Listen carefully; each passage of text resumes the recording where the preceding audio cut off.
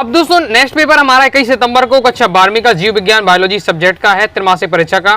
हम क्या है बायोलॉजी सब्जेक्ट की प्रॉपर रूप से अच्छे से तैयारी करेंगे। ओके, तो और मैं दोस्तों मैं आपको जितने भी क्वेश्चन आपको सॉल्यूशन बताऊं सभी आप क्या वीडियो को देखते ही देखते तैयार करते जाइएगा, क्योंकि कम समय है, लगातार आपके पेपर चल रहे हैं। ओके, तो सबसे पहले दोस्तों हम देखेंगे 2 अंक की महत्वपूर्ण प्रश्न है।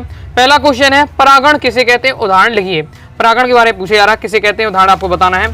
तो परागण क्या होता है, जब किसी पुष्प के परागकोश के परागण उसी पुष्प या उसी जाति के पुष्प की वर्तिकाग्र पर पहुंचते हैं तो इस क्रिया को परागण कहते हैं। यह 2 प्रकार का होता है, स्वपरागण, परपरागण। ओके, आगे देख लेते हैं। आगे नेक्स्ट हमारा स्वपरागण की 2 हानियां लिखिए। स्वपरागण की आपको 2 हानियां बतानी है। स्वपरागण की आपकी ये 2 हानियां इस प्रकार से दी हुई हैं, तो इसे आपको तैयार कर लेना है। ये आपकी स्वपरागण की 2 हानियां हैं। ओके, जैसे पहला है कि नए पीढ़ी के बाद संतानें कमजोर होती चली जाती हैं। दूसरा है नई जाति के किस्म के बनने की संभावना कम होती है। समय के साथ रोगों की प्रतिरोधक क्षमता कम हो जाती है। नए लक्षण विकसित नहीं होते हैं। तो ये सब क्या है कि स्वपरागण की हानियां हैं। आगे दोस्तों हमारा नेक्स्ट क्वेश्चन है परपरागण के कोई 2 लाभ लिखिए। परपरागण के आपको कोई 2 लाभ बताने हैं। तो परपरागण के आपको क्या है 2 कोई लाभ बताने। तो परपरागण के आपके ये लाभ दिए। पहला है परपरागण से रोग अवरोध नई जातियां तैयार की जा सकती हैं। दूसरा परपरागण से अनुवांशिक पुनर्संयोजन द्वारा विभिन्नताएं उत्पन्न होती हैं। ओके, और फल बड़े भारी और स्वादिष्ट होते हैं। ये सब आपके परपरागण के लाभ दिए हुए हैं। नेक्स्ट दोस्तों हमारा क्वेश्चन है बैगिंग किसे कहते हैं, तो इसे देख लेते हैं। बैगिंग क्या है, बैगिंग एक ऐसी तकनीक है जिसके द्वारा परमाणु में ऐच्छिक परागकणों का उपयोग वर्तिकाग्र को अनैच्छिक परागकणों से बचाना सुनिश्चित किया जाता है। ओके, इसमें हम क्या करते हैं बैगिंग के अंतर्गत विपुंसन पुष्पों के थैली से ढककर इसे वर्तिकाग्र को अवांछित परागकणों से बचाया जाता है। आगे देख लेते हैं। आगे दोस्तों हमारा नेक्स्ट क्वेश्चन है आभासी फल किसे कहते हैं, बहुत ज्यादा इंपॉर्टेंट है आपका। आभासी फल का कहलाता है ऐसे फल जिनका निर्माण अंडाशय में नहीं होता बल्कि पुष्पासन में होता है, आभासी फल या असत्य फल कहलाते हैं। जैसे सेवफल, सेवफल एक आपका क्या है आभासी फल है। बहुत ही इजी है, अच्छे से तैयार कर लीजिएगा। त्रैमासिक परीक्षा में आपका प्रीवियस पेपर में आ चुका है कि ऐसे फल जिनका निर्माण अंडाशय में नहीं होता है, पुष्पासन में होता है, आभासी या असत्य फल कहलाते हैं। नेक्स्ट दोस्तों हमारा क्वेश्चन है शुक्राणु जनन को परिभाषित कीजिए। इसे देख लेते हैं। तो शुक्राणु जनन क्या है, वृषण की शुक्र जनन नलिका की जनक कोशिकाओं में अर्धसूत्रीय विभाजन के द्वारा शुक्राणुओं का निर्माण करती हैं। इस क्रिया को हम क्या है शुक्राणु जनन कहते हैं। आगे दोस्तों हमारा नेक्स्ट क्वेश्चन है प्लेसेंटा के कार्य की, बहुत ज्यादा महत्वपूर्ण है। प्लेसेंटा को अपरा भी कहा जाता है, हिंदी में अपरा, तो अपरा के कार्य प्लेसेंटा के कार्य आए, तो अच्छे से आपको तैयार करके रखना है। देख लेते हैं प्लेसेंटा के कार्य। तो प्लेसेंटा पहले क्या है, पहले आपको ये पता होना चाहिए, फिर उसके आपको कहा क्या है कार को तैयार कर लेना। बहुत ही शॉर्ट में अच्छे से दिया हुआ है, तो आप अभी आसानी से तैयार कर पाएंगे। इसे प्लेसेंटा अपरा कहते हैं। नर एवं मादा प्राणियों के ऊतकों के निर्मित वह रचना जो भ्रूण की गर्भाशय की भित्ति से संबंध स्थापित करती है, भ्रूण व मादा रुधिर के बीच पदार्थों का आदान प्रदान करती है, अपरा कहलाती है। ओके, इसका मतलब आपको मैं समझा देता हूँ कि जैसे जब भ्रूण क्या है, भ्रूण जो गर्भाशय में जब होता है तो वो जब विकास होता है, विकास के लिए क्या है उसे पोषक तत्व चाहिए, पोषण चाहिए। तो वो भोजन तो करता नहीं है भ्रूण पेट के अंदर। ओके, तो उसे पोषण कहाँ से मिलेगा, तो उसकी एक नली जुड़ी रहती है, माँ से जुड़ी रहती है। ओके, उससे उसे क्या है माँ के जो भोजन करती है, जो पोषण माँ को मिलता है, उससे भ्रूण को भी क्या है पोषण मिलता है, जिससे उसका विकास होता है। ये आपका होता है अपरा का कार्य। तो कार्य क्या है, जैसे पहला है पोषण, श्वसन और संजन में मदद करता है। ओके, अपरा। दूसरा है भ्रूण की रोगों के क्या है सुरक्षा करता है। तीसरा है आपका हार्मोन का श्रावण करता है। तो बहुत ही शॉर्ट में परफेक्ट दिया हुआ है, तो आप याद कर लीजिएगा। ओके, तो ये हमारा क्या है कंप्लीट हो जाता है। आगे देख लेते हैं। आगे दोस्तों हमारा नेक्स्ट चक्र क्वेश्चन है आंत्र चक्र क्या है। ओके, आंत्र चक्र या आंत्र चक्र की आपका कहलाता है। ओके, तो ये आपका क्या दिया हुआ है आपका सॉल्यूशन, अच्छे से तैयार कर लीजिएगा। स्त्रियों में अंडाणुओं का निर्माण एक चक्र के अधीनस्थ पूर्ण होता है। इस चक्र की अवधि 26 से 28 दिन की होती है। अंडाणु के निषेचन न होने की स्थिति में अंडोत्सर्ग के 14 दिन बाद गर्भाशय में अंतर स्तर की कोशिकाएं रुधिर वाहिनी में फट जाती हैं, अतः अनिषेचित अंडाणु भी नष्ट हो जाते हैं। ओके, ये आपका पूरा दिया हुआ है, इसे अच्छे से तैयार कर लीजिएगा। इसे ही क्या है आपका मासिक धर्म या ऋतु स्त्राव कहते हैं, रजुधर्म चक्र भी कहते हैं। तो अलग नाम से भी आया, तो आपको कंफ्यूज नहीं होना है। आगे नेक्स्ट दोस्तों हमारा क्वेश्चन है वृषण उदर गुहा के बाहर क्यों पाए जाते हैं। बहुत ज्यादा महत्वपूर्ण क्वेश्चन है, तो अच्छे से इसे आपको तैयार करके रखना है। वृषण उदर गुहा के बाहर क्यों पाए जाते हैं। ये आपका प्रीवियस पेपर में आ चुका है, कितने मास में भी अच्छे से तैयार करके रखिएगा। तो ये आपका इस प्रकार से दिया हुआ कि वृषण कोष के अंदर का तापमान शरीर के ताप से लगभग 3 डिग्री कम हो रहता है, जो शुक्राणुओं के परिपक्व हेतु वांछित ताप है। ये आपका पूरे इस प्रकार से बताएगा, अच्छे से तैयार कर लीजिएगा। आगे देख लेते हैं। इसके बाद दोस्तों हमारा नेक्स्ट क्वेश्चन है मेंडल के प्रभाविता के नियम को समझाइए। तो मेंडल ने दोस्तों आपके 3 नियम दिए, प्रभाविता का नियम, पृथक्करण का नियम और स्वतंत्र अवयवन का नियम। तो तीनों नियम दोस्तों आपको पता होने चाहिए। क्योंकि तीनों नियम महत्वपूर्ण है और इनमें तीनों नियम में से कोई ना कोई नियम पेपर में अक्सर आता रहता है। तो प्रवाहितक नियम इस प्रकार से आपका दिया हुआ डायग्राम से आप बना रहा है।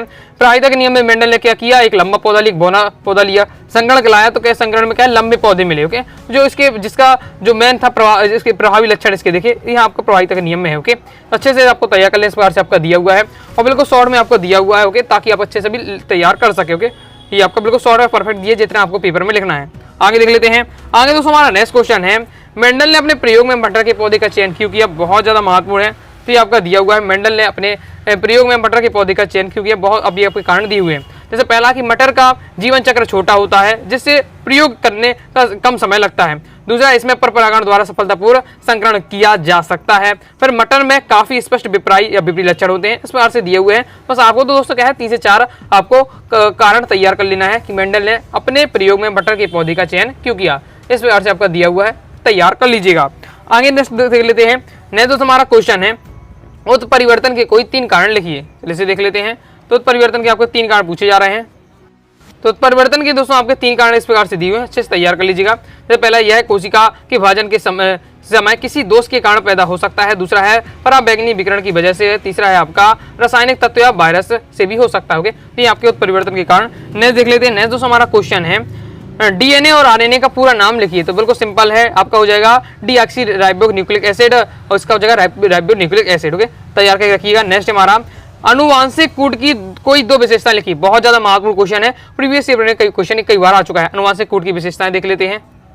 ये आपकी दी हुई है अनुवांशिक कूट की विशेषताएं। जैसे पहली विशेषता है, अनुवांशिक कूट हमेशा ट्रिपलेट होता है, यानी नाइट्रोजन बेस के समूह में होता है। ओके, और इसमें पूरे टॉपिक को आपको अच्छे समझा चुका हूं मैं, जब आपको कहा chapter wise chapter important question आपको बताए हैं और वो आपने वीडियो देखी होगी, तो आपको ये सब आपको गहराई से मैंने आपको समझाया तो तब से बन जाएगा। ओके, अभी तो मैं आपको डायरेक्ट क्या है समझाते जा रहा हूँ, बताते जा रहा हूँ। ओके, तो फिर नेक्स्ट आपकी विशेषता है, 20 अमीनो अम्ल के लिए 64 कूट होते हैं, यानी 1 अमीनो अम्ल के लिए 1 से अधिक कूट होते हैं। ओके, ये आपका दिया हुआ पॉइंट वाइज पॉइंट आपका दिया हुआ है। अनुवांशिक कूट की 2 विशेषताएं बिल्कुल सिंपल लैंग्वेज में दिया हुआ है। ओके, तो अच्छे से आपको तैयार कर लेना है। 3 से 4 आपको पॉइंट तो तैयार होने ही चाहिए, कंप्लीट हो जाता है। आगे देख लेते हैं। आगे दोस्तों हमारा नेक्स्ट क्वेश्चन है, विपुंसन किसे कहते हैं। चलिए इसे देख लेते हैं।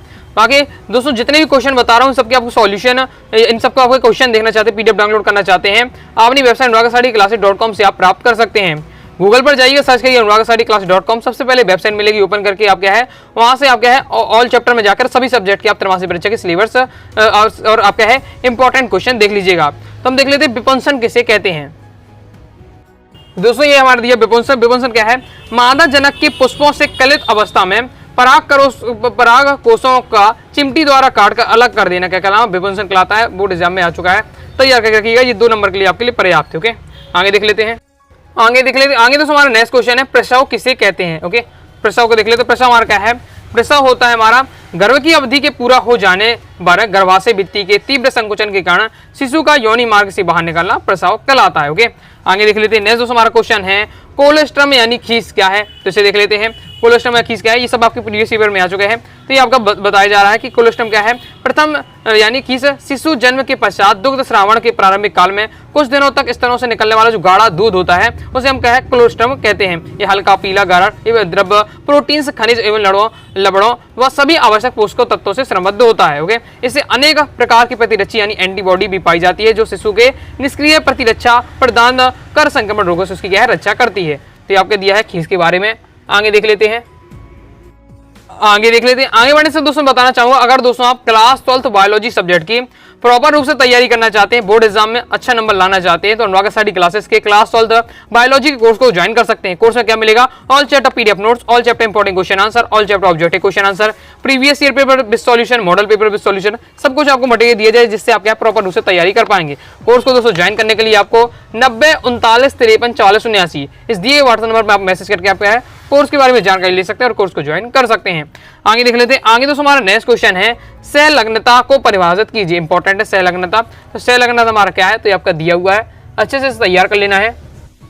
सहलग्न है किसी एक क्रोमोसोम पर स्थित सभी जीन सहलग्न जीन है तथा उनका एक साथ वंशागत होना सहलग्नता कहलाता है।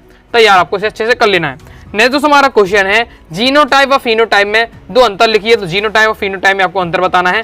तो ये आपका ये दिया हुआ है जीनोटाइप और फिनोटाइप में अंतर, अच्छे से आपको तैयार कर लेना है। बाकी क्वेश्चन को मैं बेहतरीन तरीके से आपको समझा चुका हूं जब मैं आपको chapter by chapter important question आपको तैयार करा रहा था। ओके, तो जीनोटाइप और फिनोटाइप में आपका अंतर ये दिया हुआ है, इस प्रकार से स्क्रीनशॉट ले लीजिए इसका।